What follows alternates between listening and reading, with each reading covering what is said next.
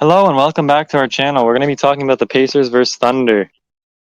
The NBA Finals game that just happened last night actually capped off a pretty stunning series overall that ended up going 7 games. It was one of the first series in many years in the NBA which has gone to 7 games in the final. So Exactly, yeah. let's recap it and debrief it. Let's see if I can pull up the games here. I'm trying to pull up the other games. Give me a moment. Bear with me here. No worries. Here it I mean, is. Here it is. Okay, first game, game one. The Pacers won by a score of 111 to 110. It was a very close game. Indiana, Tyrese Halliburton made an incredible shot with zero point 0.2 seconds left on the clock to give the Pacers the victory. And this game happened in Oklahoma City too, so it was a shocker on the road for the Pacers. Game two, the Thunder won handedly, 123 to 107. Not much else to report there. Game three, the Pacers roared back. They're at their home stadium, and they put together a convincing 116 to 107 victory. On to game four, where the Thunder. This game was a much closer game than the other two previous ones. It was close up until the end, but the Thunder ended up winning 111 to 104, stealing a game back from the Pacers at their home arena and tying up the series at 2-2. Game five wasn't very close at all. Game five was 120 to 109 for the Thunder. And the Pacers, and they with this victory, they move within one win from winning the NBA championship. Can the Pacers hold on? And yes, they can. They win Game Six, 108 to 91. A, a convincing win on their home court, and that set the stage for Game Seven, which we will talk about in greater detail. Game Seven was close for parts. Let's go to the scoring recap.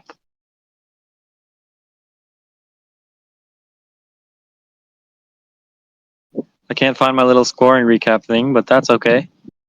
The game trends is what I'm looking for. Is there game trends? It's okay. It was close up until Tyrese Halliburton got injured. If you want to talk a bit more about that, yeah, it was for sure a really close game until exactly Tyrese Halliburton got injured. He got injured like pretty early on, which was kind of a setback for the Pacers. But I mean, you saw like while the game progressed, like the people who would step up would be TJ McConnell, which surprisingly, and also Benedict Mathurin, who did really good as well. As for like one sure. of those. For Sorry. sure. And this game was close. This game was close, like he said, up until the Tyrese Halliburton injury. It was even close going into halftime. At halftime, the Pacers actually had a 1 point lead, as you can see from the box score there. But it was the third quarter where the Thunder managed to pull away, and it just wasn't close after that. Let's take Yeah, a look at the player stats. third quarter was really bad for the Pacers, of course, but hmm It wasn't a great game for Pascal Siakam. He was trying to rally the team. He was trying to be decisive and put together a good game, but it just wasn't enough. Only 16 points, 2 assists, 4 rebounds. Tyrese Halliburton scored more points than Aaron Nesmith and Miles Turner combined, which speaks a lot considering he only played 7 minutes in this game. But like Alex said, Benedict Mathurin played really well, 24 points and 13 boards, 3 assists, but it just wasn't enough for the Pacers.